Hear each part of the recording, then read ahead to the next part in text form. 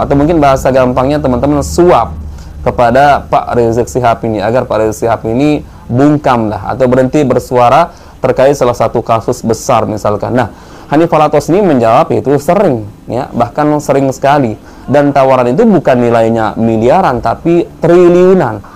Pernah nggak sih sebenarnya ada tawaran, ibaratnya kayak tawaran politis atau juga tawaran secara transaksional gitu misalnya? Kalau anak kan cuma makmum sama beliau. Kalau beliau luar biasa ketika khususnya waktu lagi 2016 itu aksi-aksi Islam waktu 2016 nista agama itu. Beliau dapat tawaran bukan lagi hitungan M tapi T. Cuma untuk tutup mulut, jangan lanjutkan masalah ini. Oh begitu? T. Pertanyaan saya yang muncul di kepala saya, kok tidak pernah diungkap oleh Pak Rizik Syihab? Siapa itu orangnya? Tokoh pejabatnya, teman-teman. Bukankah mereka ini sering menyebut secara langsung nama-nama pejabat, teman-teman? Jangan sampai ini sebuah narasi kebohongan, teman-teman, ya, agar dianggap bahwa Pak Rizik Syihab atau ya sekelas Bahar Smith seolah-olah ditakuti oleh para pejabat, para petinggi negara. Assalamualaikum warahmatullahi wabarakatuh. Bertemu lagi di channel Nasrul Sunnah. Ada yang menarik, teman-teman, di podcast Ari Untung yang saya simak tadi malam, yang narasumbernya Hanif Alatos. Ada satu pertanyaan yang muncul di kepala saya ketika Ari Untung ini mengajukan pertanyaan yang hubungannya dengan Pak Rizik Syihab, ya. Karena kita tahu Pak Rizik Syihab ini salah satu yang vokal, teman-teman, menyuarakan terkait misalkan pejabat-pejabat yang korupsi, kemudian ya pemerintah yang kebijakannya mungkin dianggap tidak pro terhadap rakyat, kemudian kasus-kasus pelecehan terhadap agama. Nah, Ari Untung ini bertanya kepada Hanif Alatos, pernah tidak ada tawaran-tawaran politis atau transaksi-transaksi tertentu, atau mungkin bahasa gampangnya teman-teman, suap kepada Pak Rizik Syihab ini agar Pak Rizik Syihab ini bungkam lah atau berhenti bersuara terkait salah satu kasus besar misalkan. Nah, Hanif Alatos ini menjawab itu sering, ya, bahkan sering sekali, dan tawaran itu bukan nilainya miliaran tapi triliunan. Lalu Hanif Alatos ini memberikan contoh di tahun 2016 kasus Ahok. Pak Rizik Syihab ini juga mendapatkan tawaran, teman-teman, yang jumlahnya fantastis, yaitu triliunan rupiah. Luar biasa, teman-teman. Nah, yang saya katakan di awal, muncul pertanyaan di kepala saya, kok Pak Rizik Syihab ini tidak mengungkap siapa sosok pejabat tersebut? Bukankah mereka ini sering menyebut secara langsung nama-nama pejabat, teman-teman? Tidak tanggung-tanggung. Bahar Smith, ya, menyebut presiden juga dengan begitu lantangnya. Prabowo pengkhianat, Jokowi dengan sebutan macam-macam, pejabat ini, pejabat itu. Nah, ini yang bersangkutan, yang ada hubungannya dengan dirinya sendiri, ya, yang mau disuap dengan jumlah triliunan rupiah, kok tidak pernah diungkap di media, teman-teman, ya.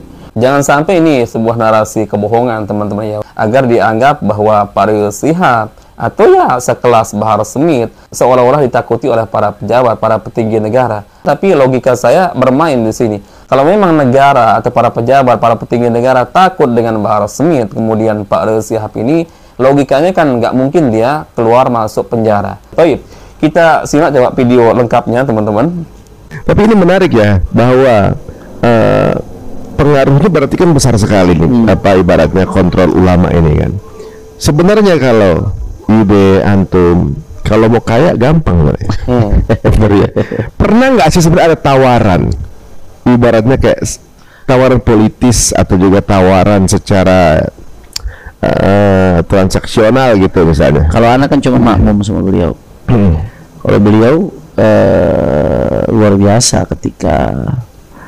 ketika khususnya waktu lagi 2016 itu aksi-aksi Islam waktu 2016 nista agama itu.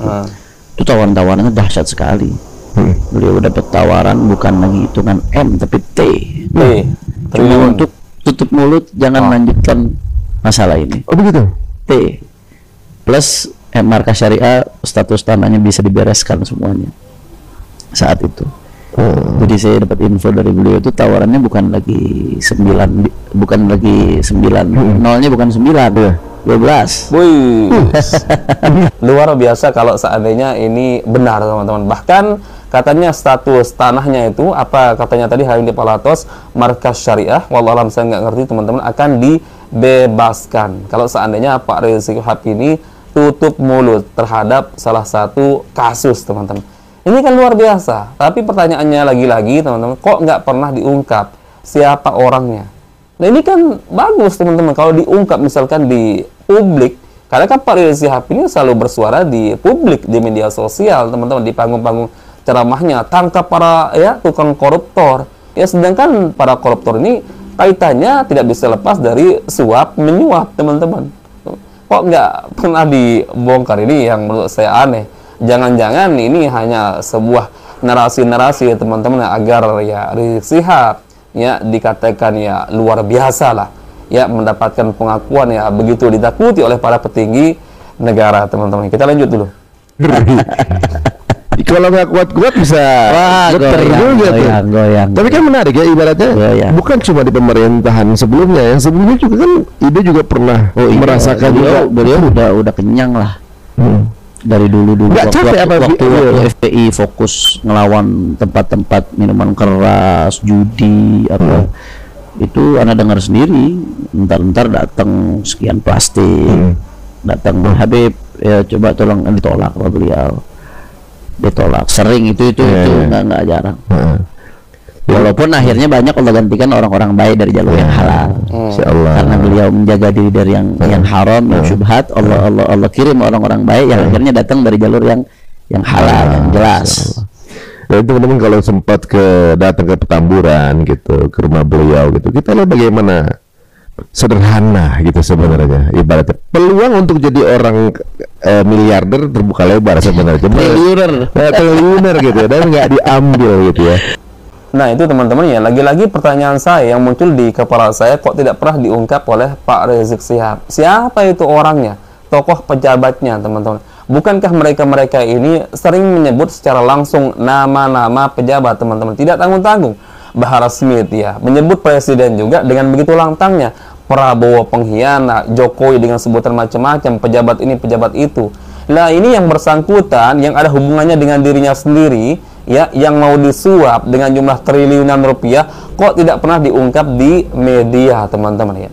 Jangan sampai ini sebuah narasi kebohongan teman-teman ya, untuk menaikkan ya derajat mereka ini teman-teman, agar dianggap bahwa Pak Rizik Syihab atau ya sekelas Bahar Smith seolah-olah ditakuti oleh para pejabat, para petinggi negara. Lagi-lagi teman-teman, tapi logika saya bermain di sini. Kalau memang negara atau para pejabat, para petinggi negara takut dengan Bahar Smith, kemudian Pak Rizik Syihab ini, logikanya kan nggak mungkin dia keluar masuk penjara.